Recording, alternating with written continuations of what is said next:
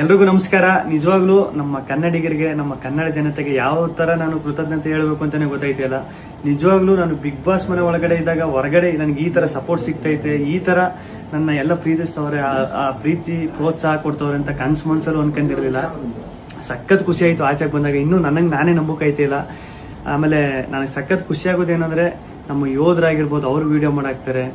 ಆಮೇಲೆ ನಮ್ಮ ಕನ್ನಡ ಜನತೆ ಅಲ್ಲದೆ ಬೇರೆ ರಾಜ್ಯದವರು, ಆಂಧ್ರ, ತಮಿಳುನಾಡು, ಬೇರೆ ದೇಶದಲ್ಲಿರೋರು, ಆಮೇಲೆ ನಮ್ಮ ರೈತರು ಈ ಸಂಕ್ರಾಂತಿ ಹಬ್ಬದಲ್ಲೆಲ್ಲ ಕಿಚ್ಚೊಡಿಬೇಕಾದ್ರೆ ಹಸುಗಳ ಮೇಲೆಲ್ಲ ಚಿತ್ರ ಬಿಡಿಸ್ಕೊಂಡು ಫೋಟೋ ಹಾಕೊಂಡೆಲ್ಲ ಸಖತ್ ಸಪೋರ್ಟ್ ಮಾಡಿದ್ರು.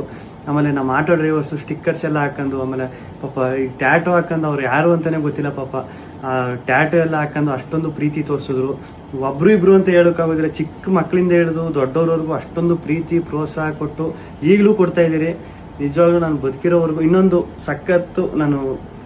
ಸಖತ್ತು ಆಶ್ಚರ್ಯ ಆಗಿದ್ದು, ಖುಷಿಯಾಗಿದ್ದು. ನಮ್ಮ ಮೀಡಿಯಾ, ನಮ್ಮ ನ್ಯೂಸ್ ಚಾನೆಲ್ಗಳು ಅಷ್ಟೊಂದು ಸಪೋರ್ಟ್ ಮಾಡಿದ್ರು ನಂದು. ಆಮೇಲೆ ನಮ್ಮ ಸೋಷಿಯಲ್ ಮೀಡಿಯಾದಲ್ಲಿ ನಾನು ನಿಜವಾಗ್ಲೂ ಒಂದೇ ಒಂದು ನನ್ನ ಬಗ್ಗೆ ಒಂದು ನೆಗೆಟಿವ್ ವಿಡಿಯೋ ಆಗಲಿ, ಒಂದು ಟ್ರೋಲ್ ವಿಡಿಯೋ ಆಗಲಿ ಸತ್ಯವಾಗ್ಲೂ ನೋಡಿಲ್ಲ.